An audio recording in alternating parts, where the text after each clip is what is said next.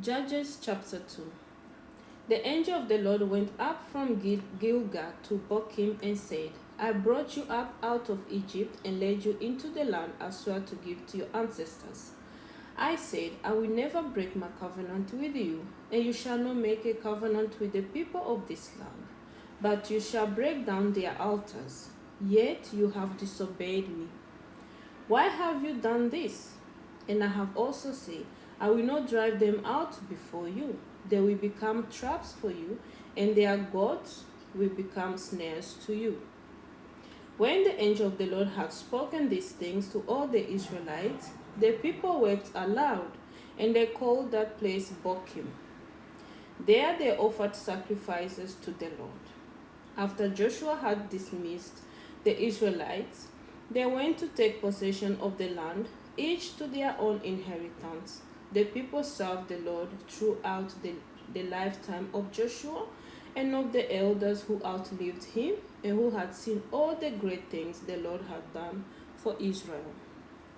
Joshua, son of Nun, the servant of the Lord, died at the age of 110, and they buried him in the land of his inheritance at Timnah Heres, in the hill country of Ephraim, north of Mount Gash.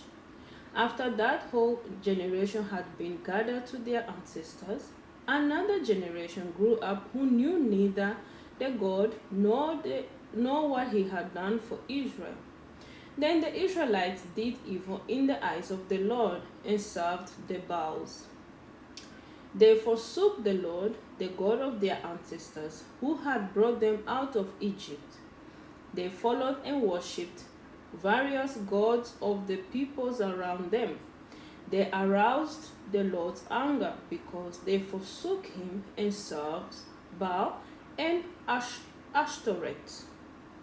In his anger against Israel, the Lord gave them into the hands of raiders who plundered them. He sold them into the hands of their enemies all around, who they were no longer able to resist. Whenever Israel went out to fight, the hand of the Lord was against them to defeat them, just as he had sworn to them. They were in great distress. Then the Lord raised up judges who saved them out of the hands of these raiders. Yet they would not listen to their judges, but prostituted themselves to other gods and worshipped them. They quickly turned from the ways of their ancestors, who had been obedient to the Lord's command.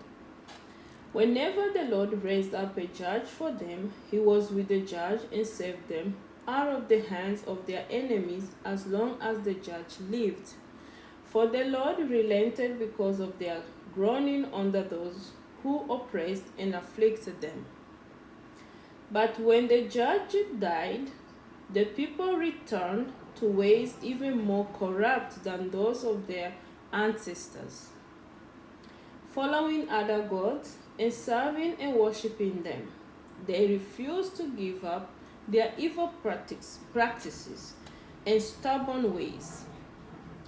Therefore the Lord was very angry with Israel and said, because this nation has violated the covenant I ordained for their ancestors and has not listened to me, I will no longer drive out before them any of the nations Joshua left when he died.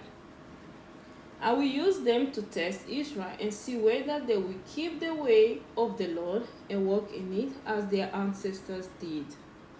The Lord had allowed those nations to remain. He did not drive them out at once by giving them into the hands of Joshua. God bless you.